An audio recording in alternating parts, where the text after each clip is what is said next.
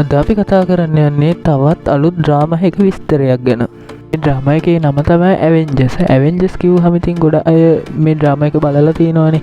හැබැයි මේක වෙනස්ම ඩ්‍රාමා එකක්.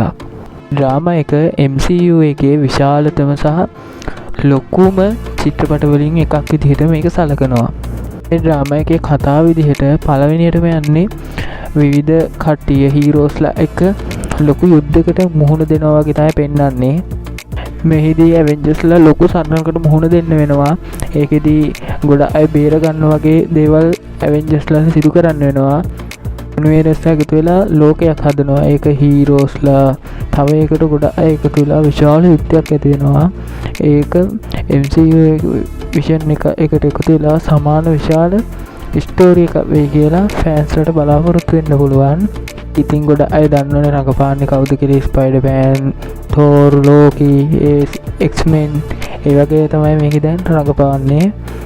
දේශ දේවල් විදිහට ගන්න පුළුවන් MCU හිස්ටරි එකේ ලොකුම ඉවෙන්ට් එක වෙන්න පුළුවන් කියලා බලාපොරොත්තු වෙන්න පුළුවන්.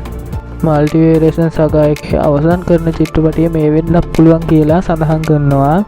ඒ වගේම මේක හොඳ ඩ්‍රාමා එකක් විදිහට අපිට ෆෑන්ස්ලට බලාපොරොත්තු වෙන්න පුළුවන්. මේක රිලීස් වෙන්නේ අපි බලමු කවදද කියලා.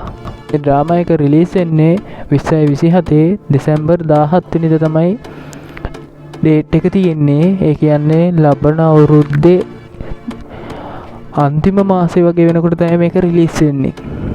ඇත්තටම මේ ඩ්‍රාමා එක සුපිරියක් වෙයි කියලා හිතනවා. මොකද මේක ලොකු ඉවෙන්ට් එකක්, ඒ වගේම ලොකු චිත්‍රපටයක්නේ. ඒ නිසා ලබන අවුරුද්දේ රිලීස් වෙනවා.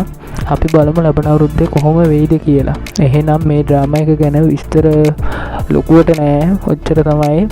එහෙනම් නැවත අලුත් මේ වගේ ඩ්‍රාමා එකක වීඩියෝ එකකින් නැවත සෙට් වෙමු.